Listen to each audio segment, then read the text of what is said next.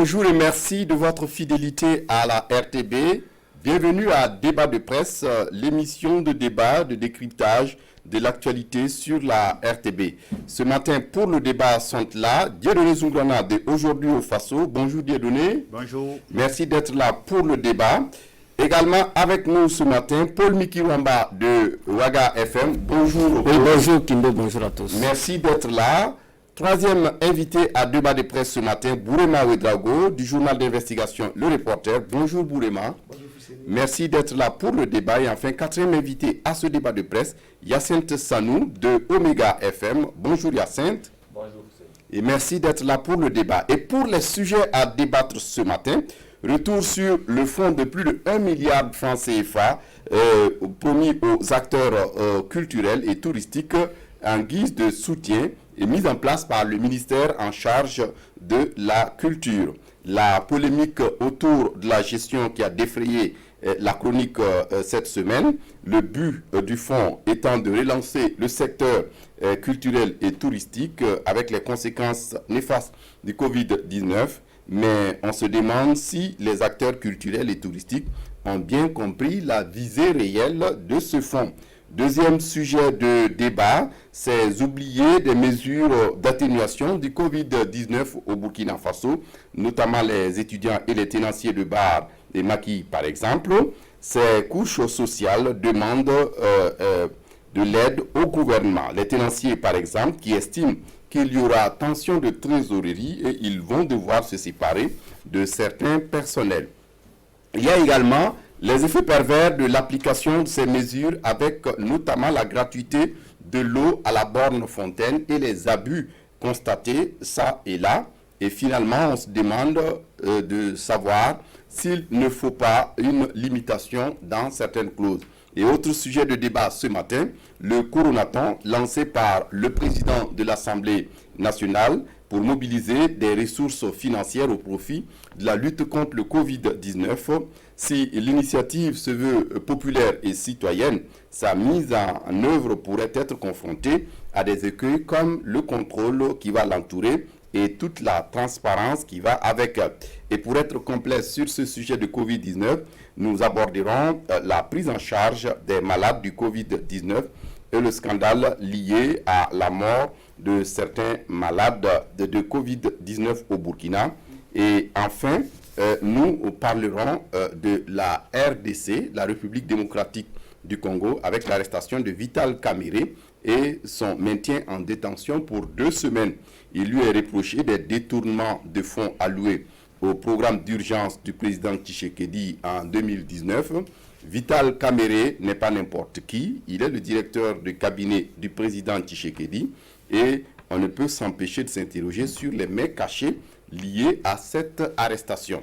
Donc, première question et premier sujet, la question de gestion des fonds alloués aux acteurs du monde culturel et touristique. Bourema Ouedraogo, est-ce que pour vous, cette polémique autour de la gestion future de ce fonds a lieu? On a vu le ministre de la Culture est sorti présenter un comité multisectoriel chargé de gérer ce fonds au profit des acteurs culturels, mais finalement, on se pose la question de savoir est-ce que la polémique actuelle a lieu? La polémique actuelle a-t-elle lieu je ne saurais le dire, mais je trouve que c'est vraiment dommage qu'elle ait lieu. Parce que et ceux qui font la polémique, en fait, c'est une partie des acteurs culturels qui, à mon sens, semblent se considérer comme étant les seuls, en fait, destinataires du fonds. Et j'ai l'impression aussi que même ces acteurs, et c'est surtout des musiciens, ça il faut le dire, qui, à travers leur syndicat qui a donné une conférence de presse pour tester contre la mise en place du comité qui serait effectivement un comité clanique selon leur expression.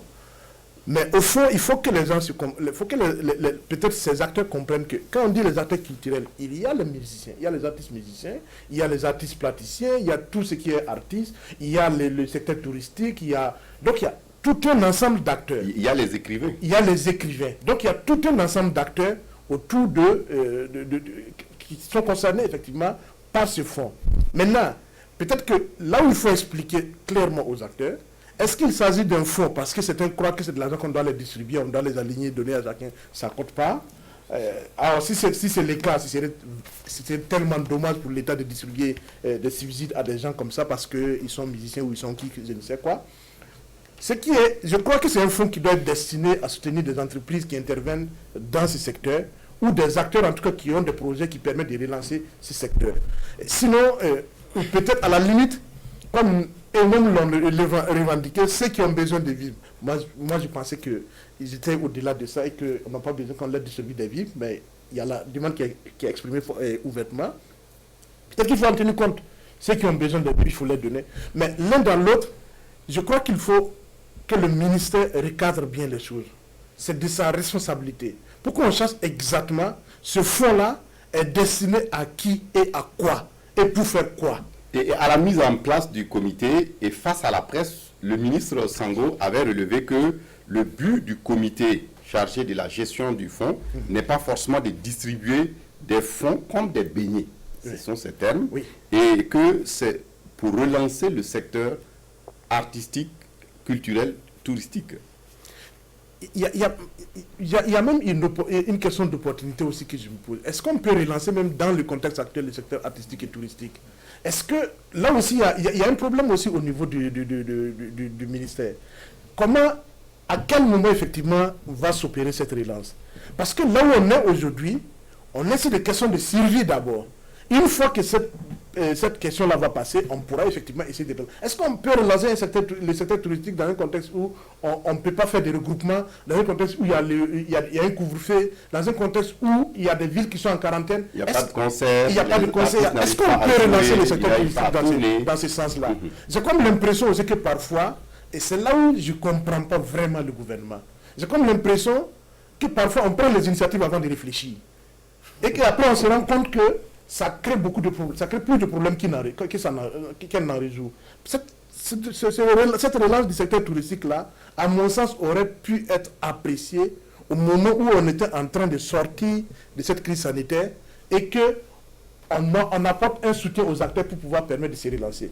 Maintenant, si c'est un fonds d'urgence, pour aider les gens à survivre au contexte, là c'est effectivement le moment opportun. Mais c'est là où, quand on dit c'est pas pour distribuer des beignets. Or, aujourd'hui, si on débloque de l'argent, moi je crois qu'il faut le distribuer comme des beignets. Oui, Paul Miki, ailleurs, il y a eu plus de 100 milliards qui ont été octroyés à des secteurs, mais on ne les a pas beaucoup entendus. Oui, c'est vrai que pour... Il n'y a que 1 milliard. Ouais, moi je pense que ce qui a manqué le plus, c'est la communication. C'est-à-dire, jusqu'aujourd'hui, on ne sait pas exactement. Je suis convaincu également que les acteurs du monde de la culture ne le savent pas. À quoi répond justement cette manne financière? C'est-à-dire l'objectif recherché, c'est quoi? Moi, de ma compréhension, voici une situation d'urgence que nous vivons sur le plan sanitaire et le gouvernement a décidé de prendre un certain nombre de mesures. Lesquelles mesures ont des conséquences sur un certain nombre d'acteurs. Par exemple, si on reste dans le domaine de la culture, on a des salles de ciné qui sont fermées, on a le monde culturel qui ne peut plus faire de concerts comme vous l'avez relevé, on a un certain nombre en tout cas d'activités qui sont en berne. Et il y a du personnel qui survivait justement sur la base de ces activités-là. Donc il faut trouver les moyens pour amortir donc, le choc qui va être suscité par les mesures qui ont été prises par le gouvernement. Donc c'était là ma compréhension. Mais quand il s'agit de prendre 1 milliard et quelques de francs CFA pour distribuer à des acteurs culturels, ça me pose problème parce que je me dis également que tous les acteurs culturels ne sont pas victimes de cette situation actuelle. Ça, c'est une réalité. Donc, il aurait fallu, à mon avis, communiquer abondamment pour que chacun comprenne quel est le bien fondé de cet argent qui est débloqué. On est au début peut-être du processus. Oui, mais il aurait fallu le faire avant. Voici qu'il y a la polémique. Si on avait fait ces explications avant, peut-être qu'on n'aurait pas eu cette polémique. Et Brahma a dit tantôt que, selon les explications justement du ministre, il s'agirait de relancer le secteur de la culture. Moi, je suis également étonné. Cette relance pourrait venir justement dans la période après Covid-19. Sinon, actuellement, on ne sait pas par quel procédé on peut lancer le secteur de la culture. Cela d'autant plus que, comme je l'ai dit tantôt, les salles de cinéma sont fermées, les salles de spectacle également sont fermées, il y a beaucoup de gens qui sont en chômage. Il s'agit effectivement de travailler à soutenir un tant soit peu tout ce monde qui se retrouve en chômage technique par la faute des mesures prises par le gouvernement. Parce que quand on rentre dans les détails, on verra que tout le monde n'a pas forcément été impacté par l'ensemble de ces mesures.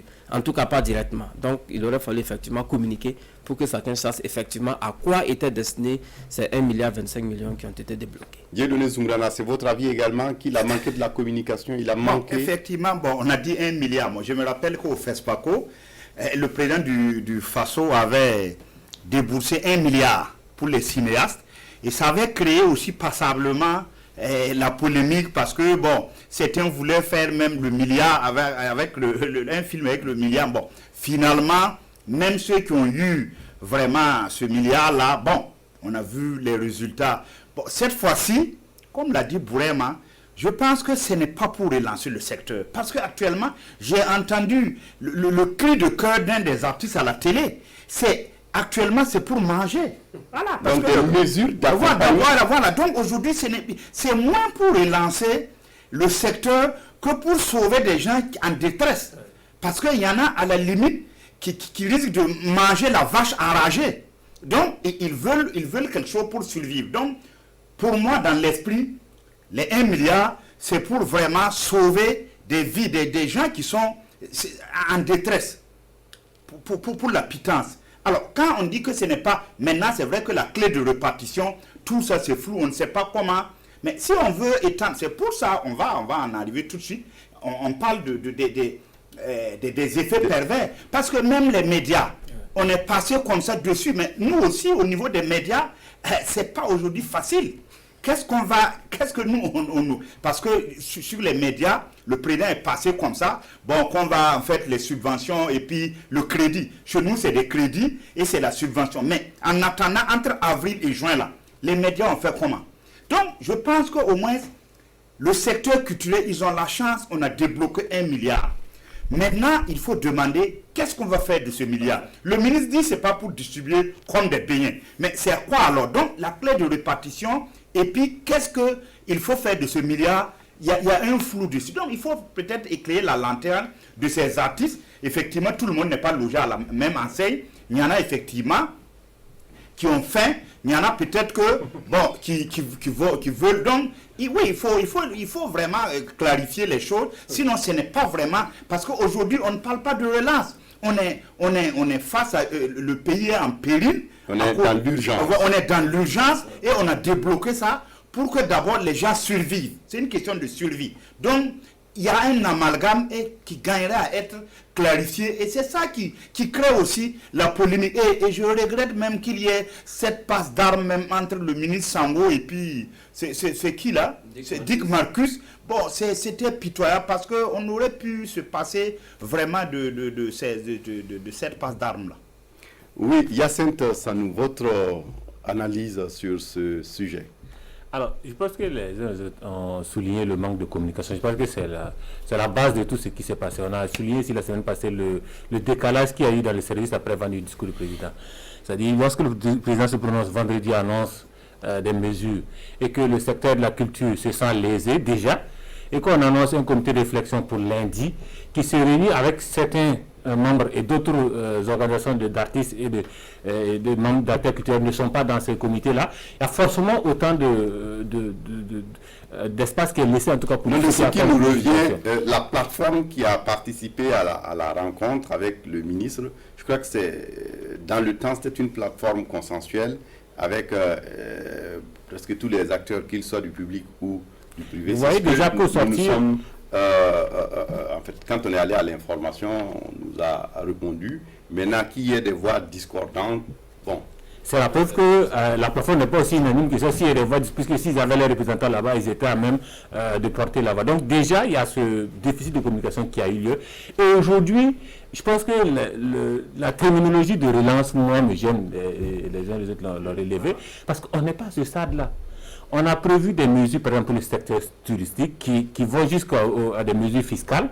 On comprend bien que c'est pour soutenir actuellement, pour les permettre, parce qu'il n'y a plus de rente, en tout cas dans ce secteur-là. C'est pour pouvoir alléger certaines dépenses à ce niveau.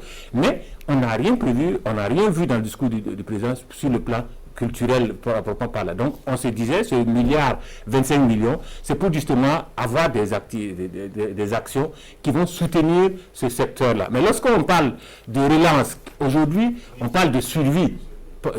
Comme l'a dit Dieudonné, littéralement, des gens ont faim. On a vu des gens réclamer des vivres, notamment des syndicats d'artistes réclamer des vivres. C'est-à-dire que les gens ont un certain besoin aujourd'hui de survie. Maintenant, c'est tout ça qui rend complexe la question. Il faut véritablement mûrir le comité de défense parce qu'il faut tenir compte des spécificités de chaque instance. Vous avez des artistes aujourd'hui qui sont difficilement quantifiables.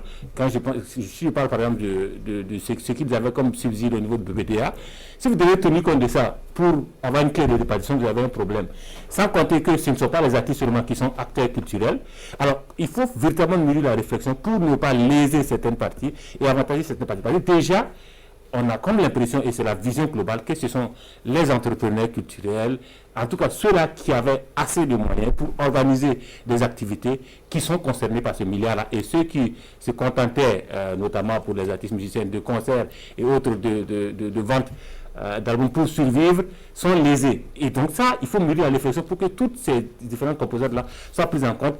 Et je pense que la clé de tout ça, c'est la communication, mais pas la communication du genre de clash des artistes qui a eu lieu entre le ministre Sango et Dick Marquis, parce que c'est véritablement, c'est vrai que ça donne de grands mots à... Mais quand je fais une publication sur Internet, je crois que j'ai la responsabilité de ce que j'écris. J'ai pleine conscience de ce que j'écris et je n'ai pas été forcé, je ne réagis pas à un poste. J'ai pris une initiative de faire une publication, j'en assume les conséquences. Bon, le débat n'est pas à ce niveau. Où est le lien avec... Non. Les deux assument les propos. Oui, mais je pense que quand je fais d'abord une publication pour la première fois, j'en assume l'entière responsabilité. J'ai pleine conscience de ce que je dis. En fait, on pouvait éviter de nous faire économie de ces clashs. Exactement. Quand on sait très bien que, quelque part, les acteurs dans la culture sont pas souvent des acteurs assez... Mais pour justement, pour éviter ce clash-là, si dès le départ, on dit les 1 milliard 25 millions, bon, voilà comment va être la clé de répartition. Parce que, bon, nous avons écrit ça dans notre éditorial le lendemain de la sortie du président. Il faut, quand il y a une situation d'urgence, il faut rapidement, il faut aller aussi à l'essentiel. Si par exemple, ça rejoint la question de la communication, c'est 1 milliard 25 millions, voilà, tac, tac, tac, tac, tac, un gouvernement, voilà ce que nous allons faire, voilà, il y a des artistes, on va les aider à survivre, si, voilà les conditions. Et là, rapidement, on aurait fait effectivement l'économie de ces clashs et puis bon, de ces disputes-là. Mais on a dit on donne 1 milliard. Mais ces 1 milliard-là, c'est destiné à quoi? On parle de relance. Or, on est dans une situation... En réalité, pour ajouter de l'eau à votre moulin, il a fallu d'abord la réaction des acteurs culturels. Oui.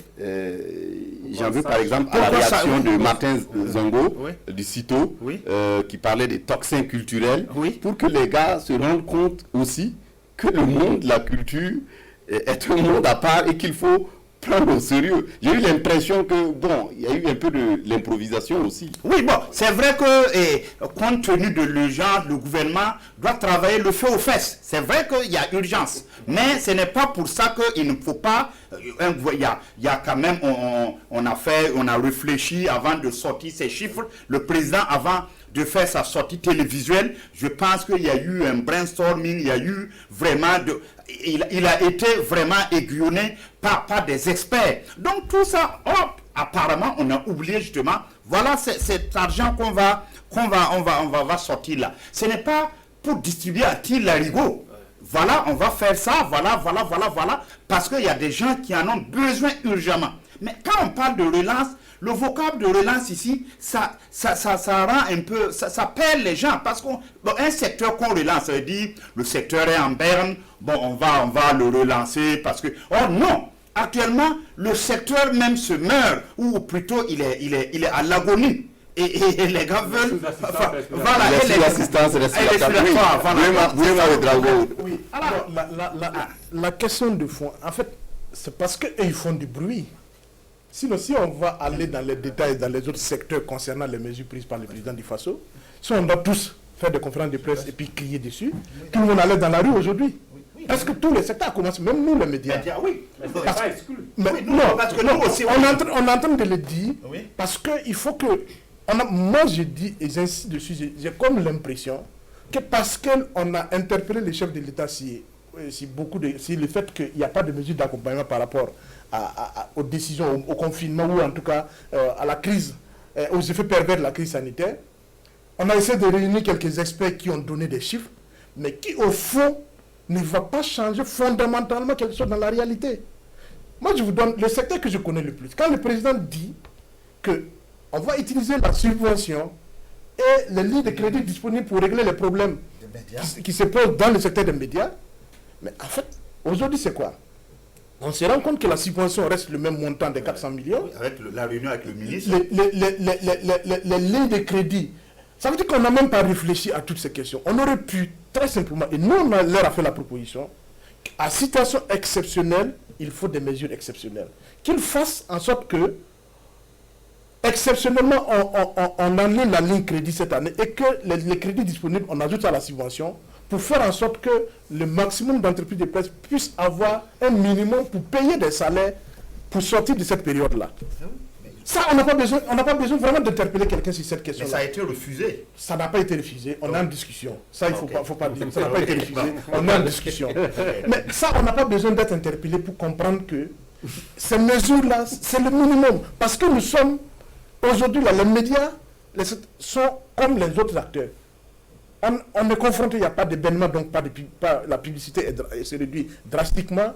Il n'y a pas d'insertion, on n'a pratiquement pas tout ce qui amener des recettes, il n'y en a plus. Alors les médias sont sollicités pour contribuer à la lutte.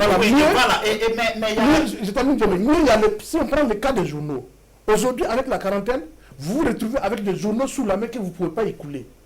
Donc, et tous ces acteurs-là sont des acteurs qui devraient pouvoir contribuer effectivement à la communication sur la pandémie. On n'a pas besoin de réfléchir par 4 chemins. À partir du moment où on met un volet communication dans la riposte, on aurait dû penser à ces questions-là sans que les médias n'aient à interpeller. C'est la même chose pour les acteurs culturels. En réalité, on a comme l'impression que le président s'est senti obligé d'annoncer des chiffres, mais sans que fondamentalement on réfléchisse à leur opérationnalité. Quand on prend même les impôts, beaucoup d'acteurs se plaignent aujourd'hui qu'on continue à leur faire payer des pénalités, malgré le discours du chef de l'État. Alors, il faut que le gouvernement, le chef de l'État a parlé, mais il faut que les gens s'asseyent quand même et réfléchissent à comment opérationnaliser ça. C'est le minimum. Mais je pense aussi que, vraiment, je pense aussi que dans le plan de la riposte, il y a un budget alloué à la communication. Non? 1 milliard. 1 milliard. Oui. Bon, or, nous, depuis pratiquement 1 mois ou 2 mois, on ne fait que de la com. Parce qu'on repère... Ce n'est pas aussi seulement les médias. Oui, ce n'est pas... Oui, non. Il y a tout ça, mais nous aussi, on est en droit de réclamer parce qu'on fait partie, on est un maillon de ce puzzle-là. On est un maillon et donc tout non en fait. C'est pour dire que si chacun va gueuler, permettez-moi le terme, on peut gueuler, mais ce n'est pas, il faut s'entendre sur un minimum parce qu'on a débloqué 1 milliard, c'est bien. La culture, un peuple aussi, c'est sa culture.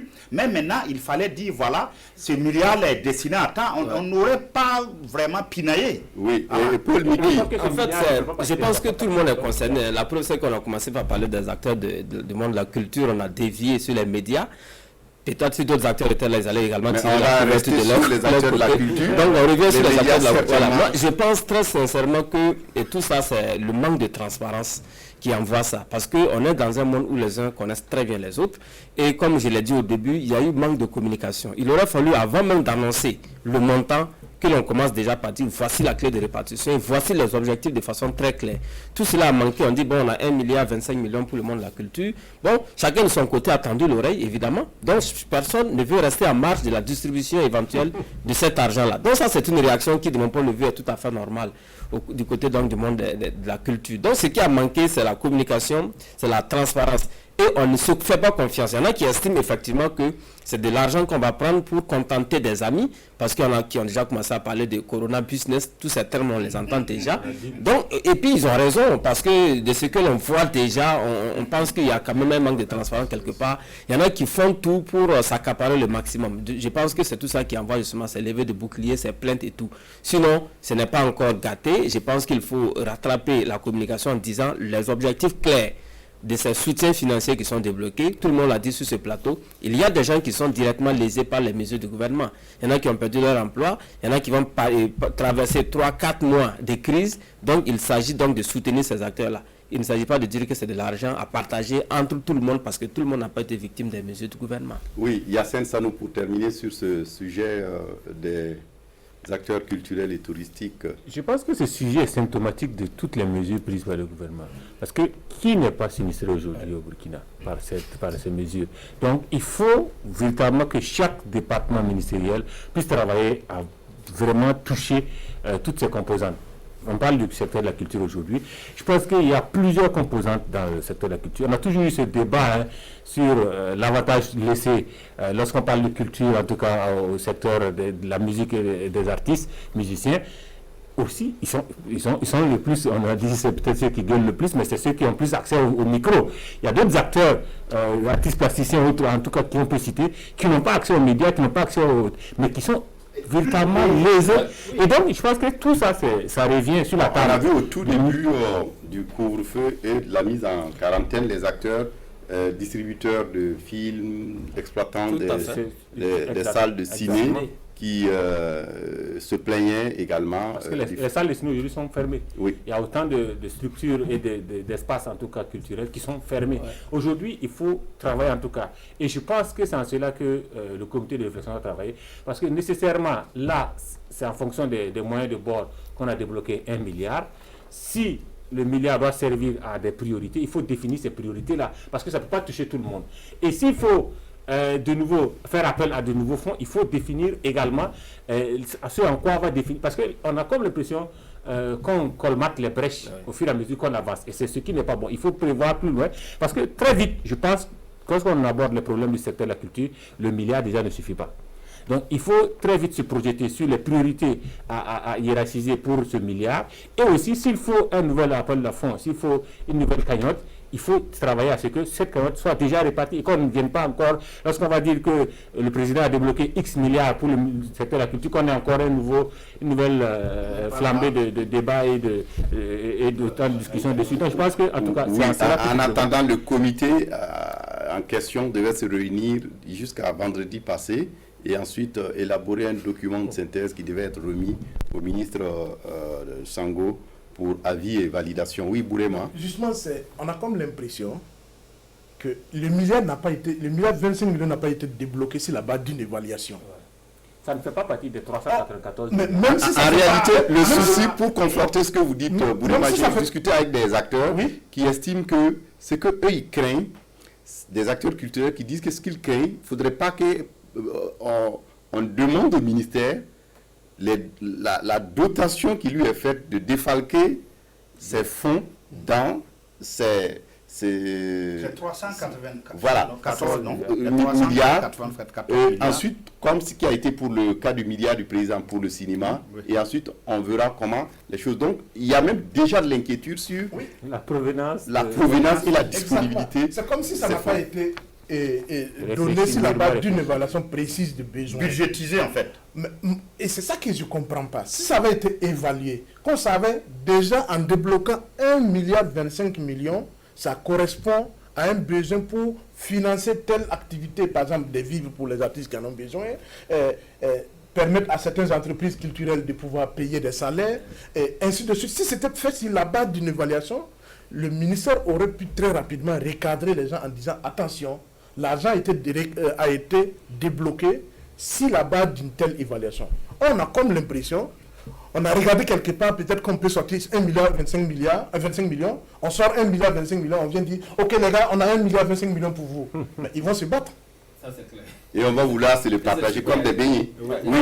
Paul Mikirwamba, second sujet, il y a les questions liées aux oubliés, notamment les tenanciers de bar maquis qui appellent le gouvernement à l'aide parce qu'ils estiment que le couvre-feu, la mise à la quarantaine, la fermeture des bars, maquis, bon, il n'y a rien à l'horizon qui se profile comme aide et soutien, alors qu'il y a des milliers d'emplois qui risquent d'être perdus du fait de ces mesures. Alors, dans un sens, ils ont raison, parce que on connaît très bien une ville comme Ouagadougou, avec plein de maquis. Il y a une catégorie de Burkinabés qui ne vivaient que de ça, rien que de ça, c'était leur boulot de tous les jours. Et du jour au lendemain, ils ont perdu ce boulot-là. Et ça va durer quand on ne sait pas. Donc du coup, il y a des gens qui se retrouvent en chômage, c'est-à-dire tous ceux qui travaillent dans ces débits de boissons, comme vous l'avez dit, les promoteurs, les gérants, les serveurs et tout, se retrouvent sans boulot, ce qui est tout à fait normal. Donc il est important effectivement que dans le cadre des mesures sociales, on pense à eux, puisqu'on a parlé de mesures sociales. Maintenant, ce qu'il faut leur dire également, c'est que ce n'est pas de l'argent qui va permettre de combler tous les manques à gagner. C'est un soutien et eux également devraient se débrouiller, se développer d'autres stratégies de résilience face à cette situation pour traverser la période de la crise. Parce qu'on l'a dit, c'est une question de survie pour le moment. Si on se concentre sur l'essentiel, peut-être que dans quelques mois, on va sortir de cette situation. Donc, il faut effectivement contribuer de leur manière également. Sinon, je suis d'accord avec eux que l'État doit penser effectivement à leur donner quelque chose, ne serait-ce qu'à prendre en charge les salaires, parce que, comme je l'ai dit tantôt, là-bas, c'est un chômage net, en commençant par le patron jusqu'au dernier employé. Maintenant, l'autre aspect également, quand on regarde la façon dont les tenanciers de maquis vivent au quotidien au Burkina, parce qu'avant la sortie médiatique, nous, au niveau de la radio, on a reçu une délégation de ces tenanciers qui sont venus dire, bon, moi, par exemple, je gagnais 20 000 francs par jour. Et du coup, tous les maquis sont fermés, je suis à 0 francs par jour. Alors, quelqu'un qui gagnait 20 000 francs par jour et qui n'arrive pas à économiser 20 000 francs par jour, ça fait environ 600 000 francs par mois. Je ne sais pas si parmi nous, quelqu'un a ça à la fin du mois. Donc, ils n'ont aucune stratégie d'économie. Ce sont des gens, ils l'ont même reconnu, même pas de compte bancaire. Donc, ils avaient un mode de vie qui était un peu désordonné. Donc, je pense que la crise là devrait effectivement ouvrir les yeux de certains pour montrer qu'il faut désormais avoir un certain mode de vie pour économiser de l'argent. Oui, sinon, en résumé, je suis d'accord effectivement qu'on pense effectivement leur venir en aide, mais ils ont des leçons à tirer et il faut s'attendre à ce que, et si une aide éventuelle venait, que ça ne soit pas de nature à combler 100% de leurs besoins. C'est une aide, comme on le dit, une subvention, c'est un appui. Oui, Yassine Sanou, votre réaction sur ce sujet? Moi, je pense que il faut partir de l'eau de tous les sinistrés. Actuellement, on parle de l'essor. Donc tout le monde est finalement sinistré. Mais les médias en premier, nous sommes sinistrés, vous l'avez dit ici. Donc, je pense qu'il ne faut pas jeter l'anathème sur un lot de sinistrés plus qu'un autre. Parce que là, je pense que la spécificité de leur travail rentre en ligne de compte. Pour la souligner le fait qu'ils travaillaient à ramasser quotidiennement. Mais c'est tout ça, toute cette pratique-là dans le secteur informel qui va être travaillée, qui va sortir comme leçon à la fin. Parce que vous avez aujourd'hui une situation qui est arrivée de façon soudaine. Même les entreprises, on peut le dire de façon formellement existante, comme les médias qui ont des personnels peut-être déclarés, en tout cas dans toutes les instances qu'il faut, sont aujourd'hui coincés. N'en parlons pas de ce genre de structure où véritablement vous avez des personnes, ils sont très rares. On parle de près de 2500 débits de boissons à Ouagadougou, toutes catégories confondues. Ils sont très rares en tout cas qui ont un personnel déjà déclaré à la caisse notamment. Donc ça veut dire le caractère de ce qu'il y avait comme travail à faire au niveau de la gestion des ressources humaines à ce niveau. Mais il n'en demeure pas moins que ce personnel est véritablement sinistré parce que c'est des milliers de personnes qui sont aujourd'hui à la rue sans aucun sou, sans aucune épargne. Comment on fait? Comment on arrive à soutenir un temps soit peu ces personnes-là pour qu'elles puissent tenir pendant cette période-là? C'est toute la réflexion qu'il faut mener peut-être au niveau du ministère notamment du commerce, oui. Parce que c'est des groupes de personnes, et c'est ce que je dis, lorsqu'on parle des personnes sinistrées, il faut tenir compte de toutes les spécificités, parce que là c'est des groupes de personnes qui ne sont pas fondamentalement affiliés à une structure, alors si on donne je ne sais pas combien de milliards au niveau du ministère du Commerce pour le secteur informel, ces personnes ne seront pas touchées et ce sera un autre débat.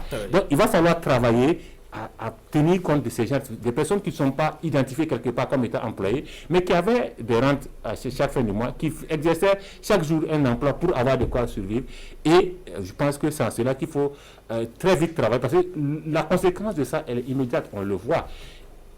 Si ces maquis n'arrivent pas à tenir, elles vont rouvrir d'une manière ou d'une autre.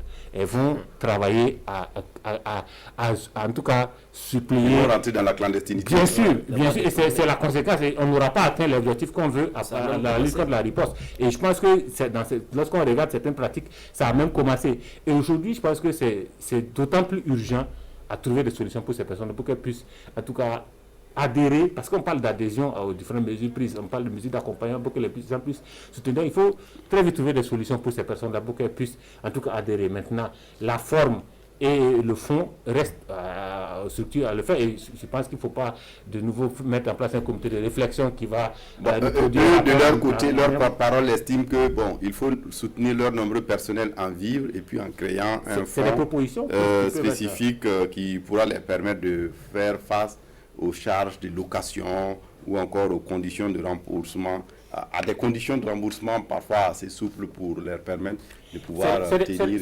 C'est des questions qu'il faut réfléchir, parce que lorsqu'on parle de personnel de ce genre d'espace aussi, il y en a qui ont un personnel qui change pratiquement toutes les 2 semaines. Ah, oui. Donc comment vous identifiez le personnel, tout ça, c'est des questions vraiment qui méritent réflexion à leur niveau, parce qu'il y avait évidemment un vrai magma de mauvaises pratiques en termes de gestion des ressources humaines à ce niveau, mais ce n'est pas le lieu aujourd'hui de régler ça. Il faut tenir compte des spécificités, comme je l'ai dit, et donc il faut, dans la réflexion, tenir compte de ça. Comment on identifie un personnel où, en tout cas pour les serveurs et les serveuses de bar, on en change presque toutes les 2 semaines. Comment vous identifiez pour 2 mois le personnel de ce débit de boisson? Donc, ça, c'est des réflexions qui sont versées en tout cas au niveau des structures qui vont y faire. Non, en fait, le cas du coronavirus me rappelle un peu les tenanciers de bars, de maquis, qui ont vraiment été des victimes collatérales de l'attaque du Cappuccino.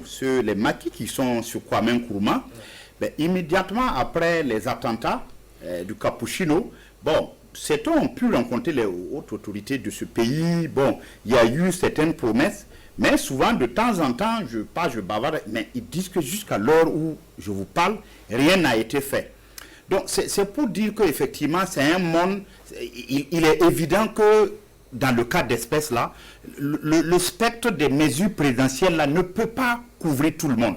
Surtout dans ce secteur où, comme l'a dit Hyacinthe, il n'y a rien, la ligne de démarcation entre un bar et un maquis, aujourd'hui c'est un bar, demain vous passez, c'est transformé peut-être en magasin de vente de choses, de portables, ou bien le maquis a changé, c'est devenu un karaoké, le personnel même a littéralement changé. Donc ce personnel qui vit, pourtant c'est un monde à part, parce que la nuit ils vivent de ça, et il y en a qui en ont fait leur business, ils gagnent bien leur vie. Et souvent, il y en a, ils n'ont pas envié un fonctionnaire tatampion, parce que ce que le gars engrange, le gars engrange chaque nuit, si on met bout à bout dans le mois, un fonctionnaire ne peut pas, de catégorie A, je ne sais pas, au Burkina, s'il gagne ça. Mais là, on parle des tenanciers. Voilà, les tenanciers de bar, maquis, et c'est un peu, ils mettent tout dans le même, tenancier, bar, maquis. Vous savez, si on dit un bar, c'est quoi? Souvent un bar, ça se transforme même en dancing. Il y a un bar poussière. Quand vous comparez les revenus, ça va dans la poche du tenancier lui seul. On parle ici de soutenir les employés.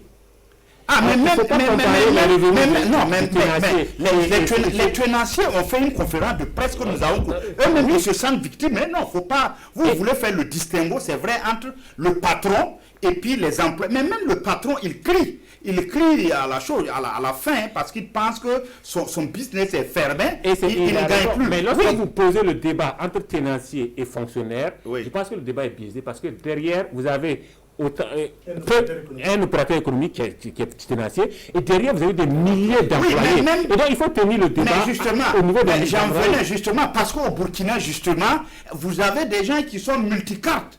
Puisque souvent, vous avez quelqu'un qui est fonctionnaire, et c'est ce fonctionnaire-là qui a créé un maquis. Voilà, c'est ça. Donc, en fait, il crie, mais il crie parce qu'il a une source de revenus qui est fermée. Mais il a d'autres sources de revenus. Mais c'est pas pour autant qu'ils ne se sentent pas victimes. Maintenant, c'est vrai que si vous prenez la catégorie des serveurs, de ceux qui sont, eux, ils sont les plus lésés. Mais c'est les tenanciers qui ont fait la conférence et ils crient, eux-mêmes ils crient. Même, bon, bien sûr. Peut-être parce que ce personnel, ces petites gens dans les bars parce que non seulement peut-être que ils disent qu'ils ne pourront plus payer les trucs, mais eux-mêmes ils se sentent victimes. Donc je pense que les mesures là ne peuvent pas toucher tout le monde. Qu'est-ce qu'il faut faire?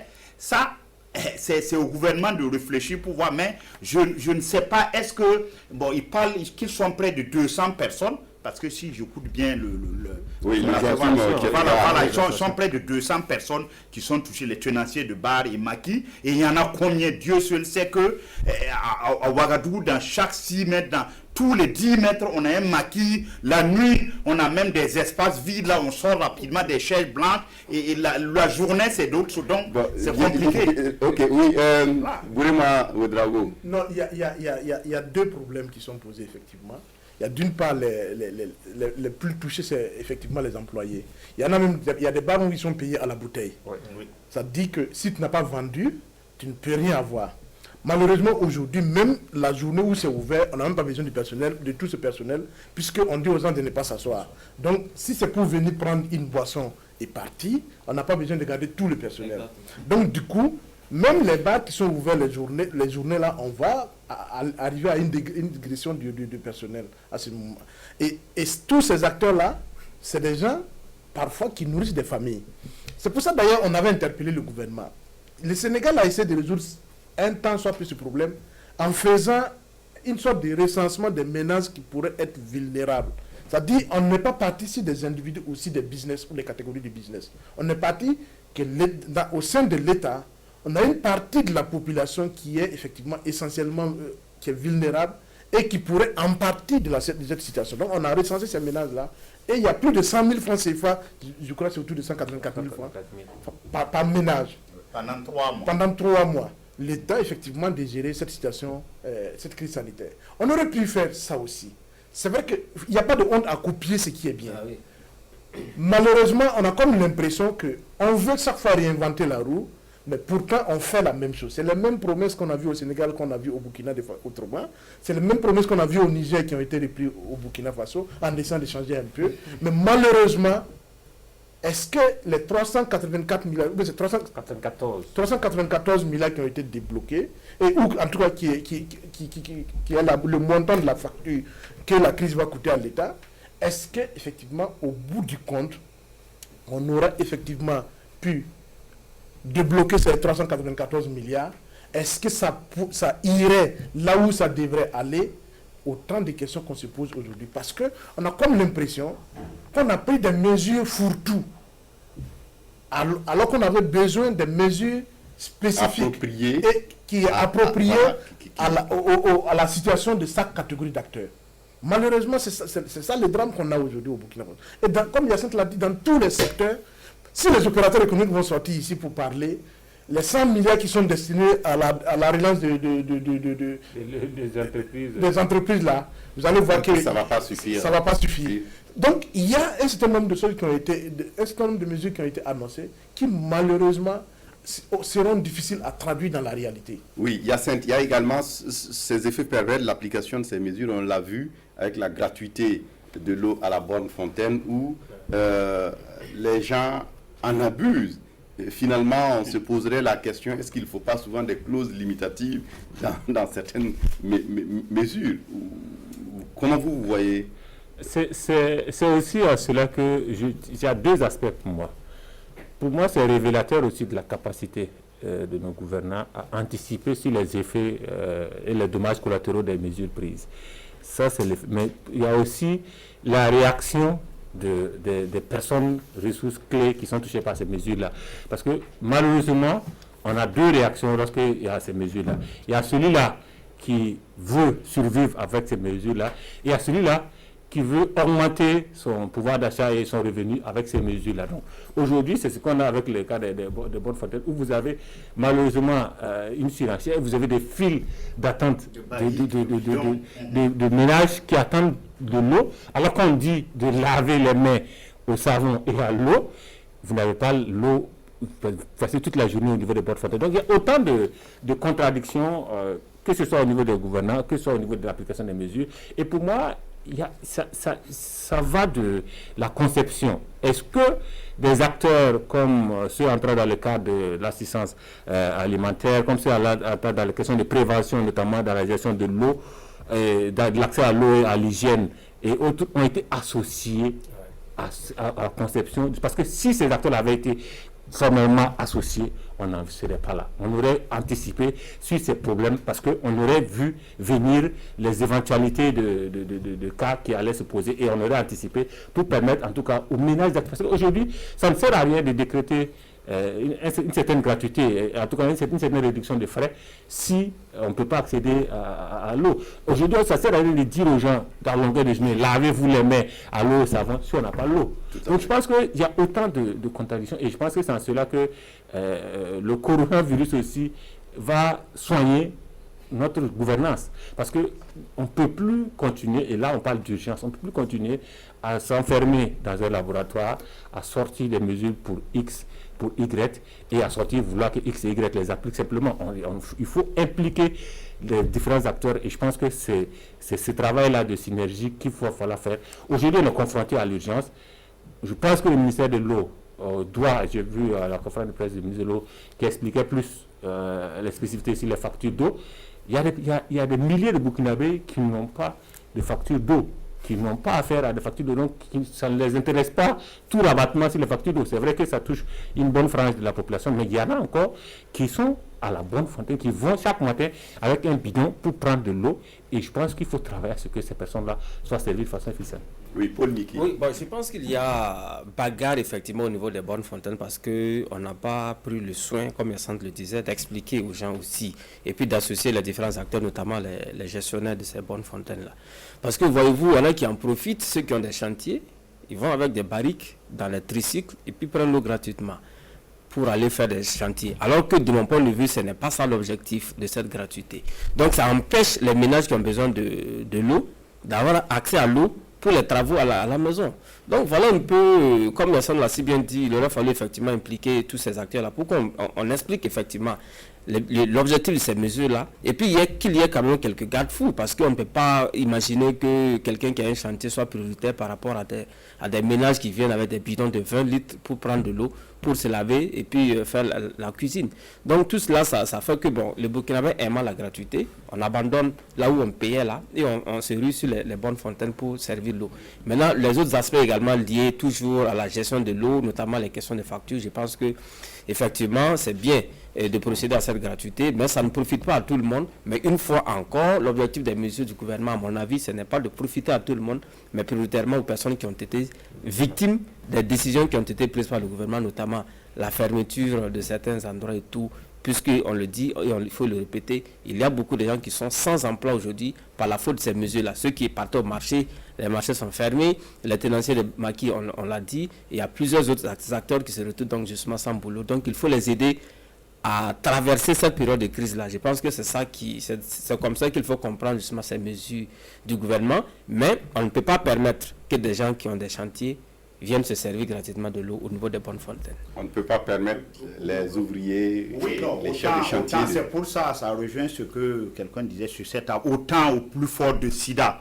Bon, il y a eu les mangeurs du sida, parce qu'il y en a, autant. Aujourd'hui, il faut craindre qu'il y ait les mangeurs du coronavirus. Il y en a déjà. Voilà, parce que vous savez, il y a des gens qui n'aiment pas moins que ces genres de situations-là. Les situations d'urgence où vraiment il y a un malheur, mais ils s'engraissent sur le malheur des autres. Donc, et les gens aiment toujours quand c'est gratuit. Vous allez voir, dans une bonne fontaine, généralement, en temps normal, c'était des femmes qui venaient avec leur bidon. Mais comme on dit c'est gratuit, vous allez voir 100 barriques à lien. Alors, vous savez bien que c'est souvent pas c'est ceux qui ont plus la force que voilà, les femmes, voilà. Donc, vous voyez les gens, voilà.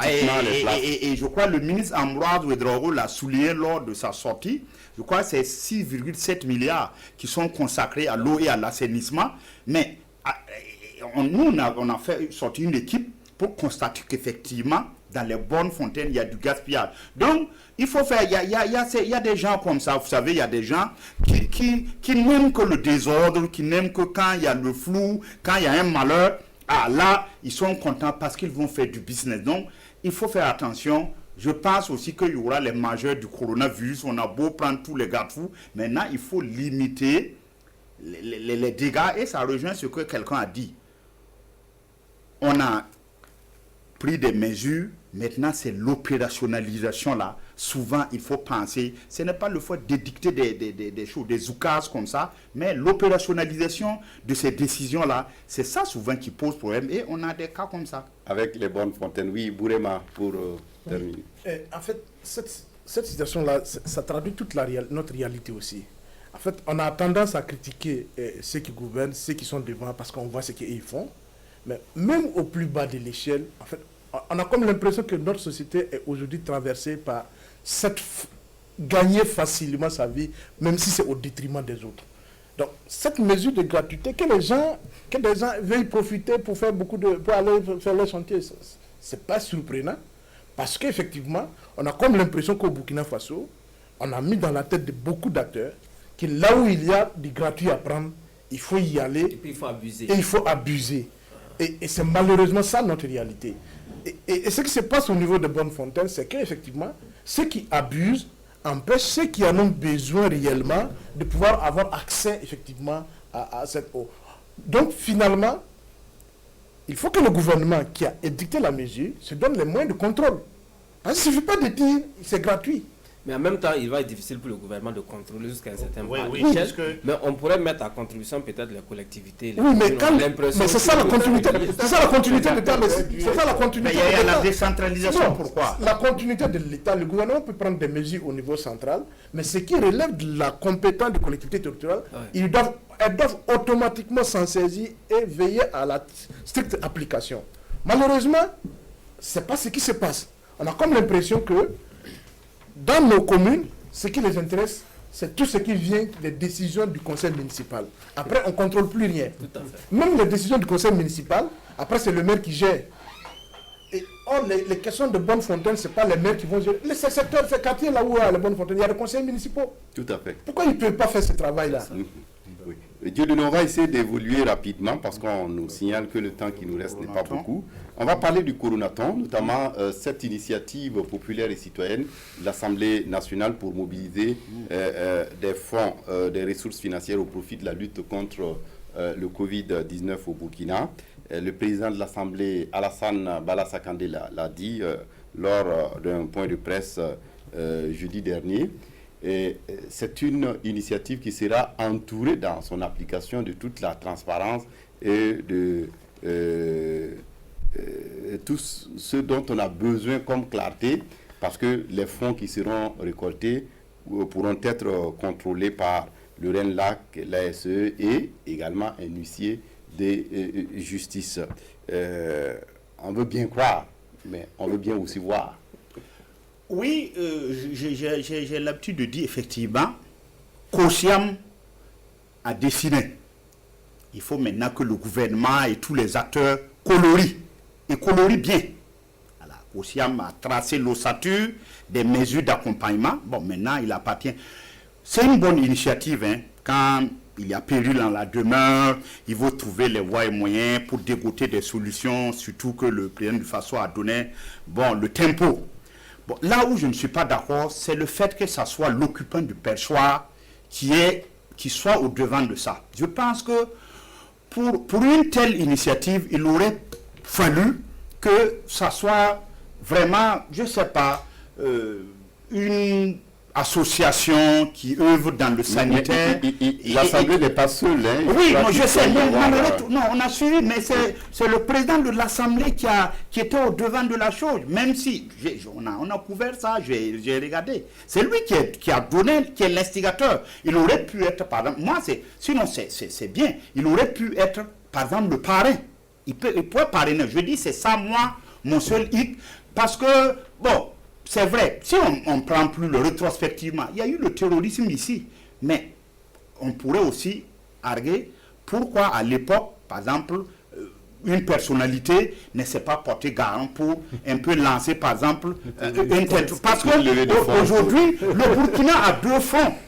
Voilà, on a deux fronts. Le coronavirus est venu un peu éluder le terrorisme. Mais justement ce gens terrorisme. continuent à Voilà, brûler le front. les terroristes, vraiment, c'est du pain béni. Actuellement, ce qui nous arrive là, parce que le coronavirus permet qu'il n'y a pas de trait viral, comme nous l'avons écrit dans notre éditorial. Il n'y a pas de trait viral. Les terroristes continuent à frapper autant au Mali comme ici. Il y a 2 ou 3 jours à Solé, il y a 5 militaires. Donc, ils continuent et justement, cette pandémie-là, c'est du pain béni pour eux. Ils continuent à avancer et j'ai bien peur qu'au sortir du coronavirus, on se retrouve avec un pan de notre territoire qui soit occupé par ces groupuscules. Donc moi, pour en revenir, c'est une bonne initiative, mais je pense qu'il aurait fallu que le président de l'Assemblée soit vraiment le parrain, au lieu d'être, on a écouté, c'est le comité de gestion s'assurera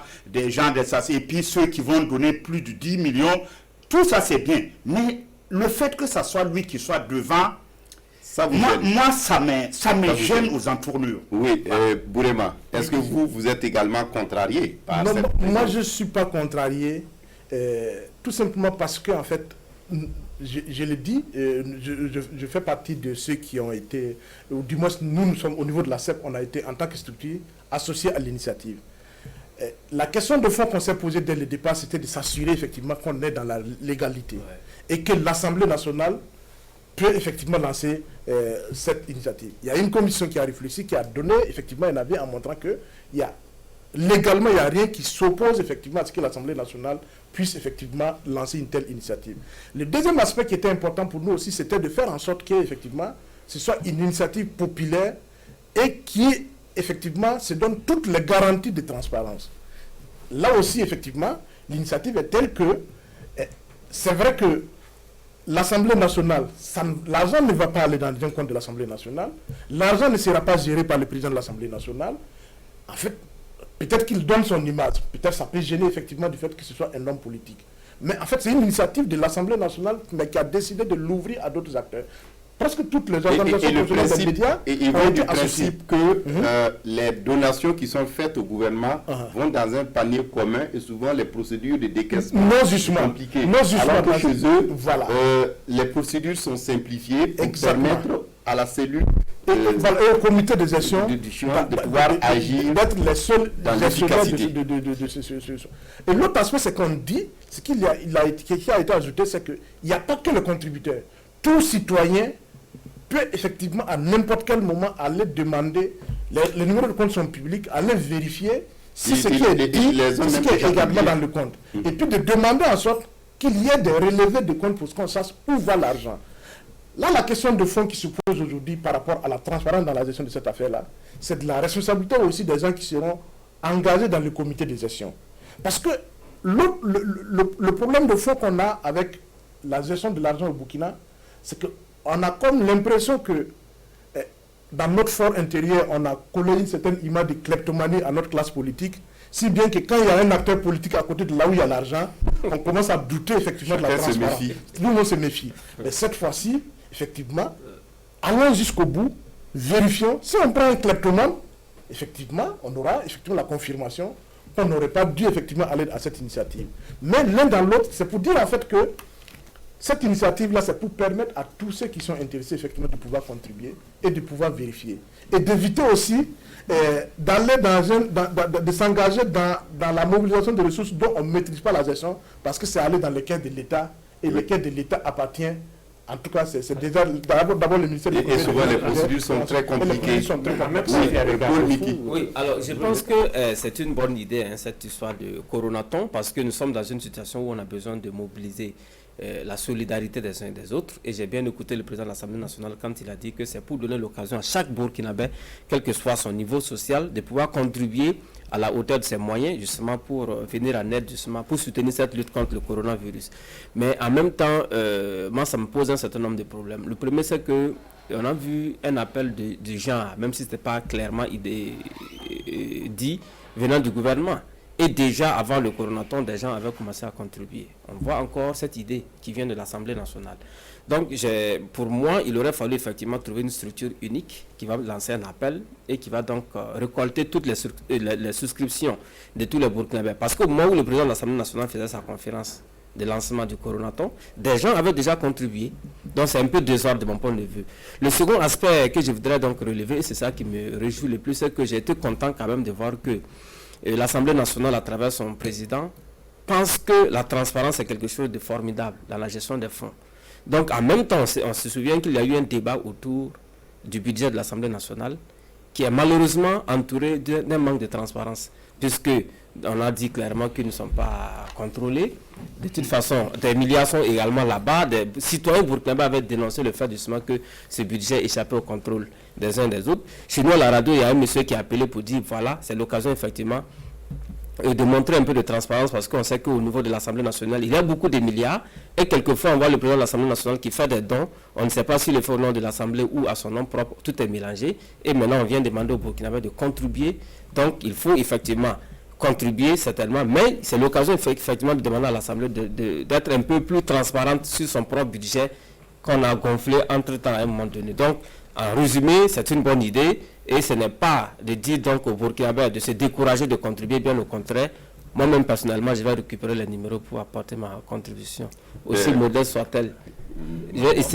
Bravo déjà pour cette contribution. Pour la transparence, il faut qu'on sache combien tu vas donner. Alors, je pense que toute initiative de solidarité est bonne à saluer et à encourager. Mais comme les autres, moi j'ai encore quelques questions en lien avec cette initiative. Déjà, il y a cette question des doublons. Parce qu'avant, on a eu cet appel du président de façon même à la contribution citoyenne. Et les gens ont donné. On est aujourd'hui à près de 2 milliards de dons de structures, de citoyens qui ont donné. Là, avec une nouvelle, un coronaton, on a un doublon, quoi qu'on dise, de cette donation. Et ce n'est pas évident à l'heure actuelle, vu la situation dans laquelle les gens sont déjà.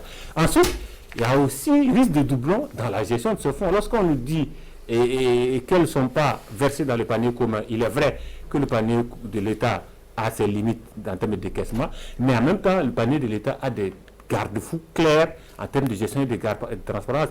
Mais en même temps, le chorus auquel le fonds est destiné est déjà budgétisé. Il y a déjà un plan de soutien. Donc, il y a un risque de doublon lorsqu'on veut venir avec des fonds pour venir soutenir le cours. Et j'espère que ces différentes questions sont bien réfléchies. Et moi, venant de l'Assemblée, le président de l'Assemblée nationale portant le projet, je me pose une simple question.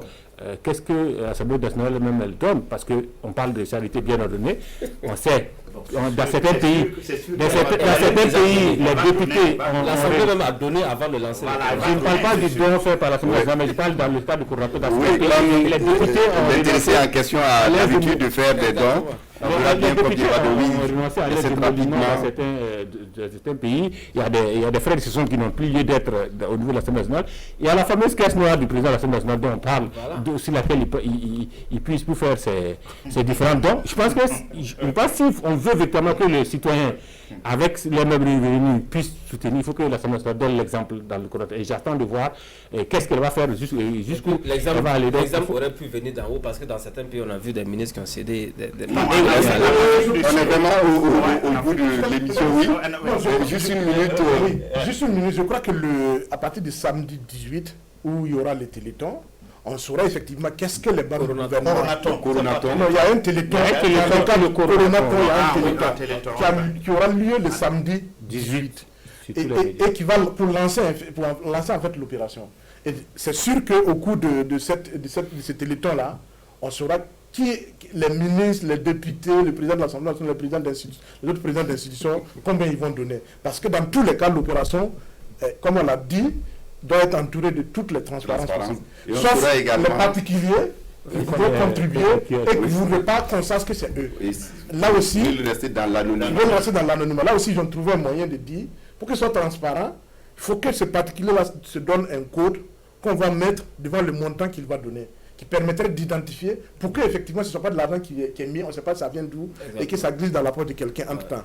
Donc, ce dispositif-là, théoriquement en tout cas, il est réuni pour qu'on ait toutes les questions de transparence. Maintenant, après, on verra dans la pratique. Et c'est là qu'on dit, allons tous ceux qui souhaitent contrôler effectivement cette opération-là, moi je crois que c'est l'occasion pour tout Burkinabé effectivement de pouvoir regarder, même si on n'a pas contribué, même si on n'a rien pour contribuer, c'est pas forcément parce qu'on ne veut pas, mais certains peuvent ne rien avoir pour pouvoir contribuer parce qu'eux-mêmes sont sinistrés. Tout à fait. Maintenant, ils peuvent aussi avoir un droit de regard parce Sur que ce l'argent qui est va collecté être fait. effectivement au nom de l'intérêt général. On va s'arrêter là pour aujourd'hui. On n'aura pas le temps d'évoquer Vital Caméré, qui est en détention pour 2 semaines. La semaine prochaine, la tête. Voilà, Sera toujours en la semaine Parce prochaine, qu'il a 15 jours, Voilà. ben, on aura le temps de revenir sur ce sujet. Merci à tous les 4 d'être venus. Dieudonné Zungrana de Aujourd'hui au Fasopol, Miki Rwamba de Ouaga FM, Bouré Maoué Drago du journal d'investigation des reporters et Bourou Segué, Jules, en fait, Yacine Sanou. Ne de confondez Omega. pas les Bourou Segué, s'il vous plaît. Mais j'ai connu un Bourou Segué, très bon poète, Jules Sanou. Merci à tous les 4 d'être venus. Et merci à vous également pour votre fidélité à Débat de presse. À dimanche prochain pour un autre débat de presse. Au revoir et à bientôt.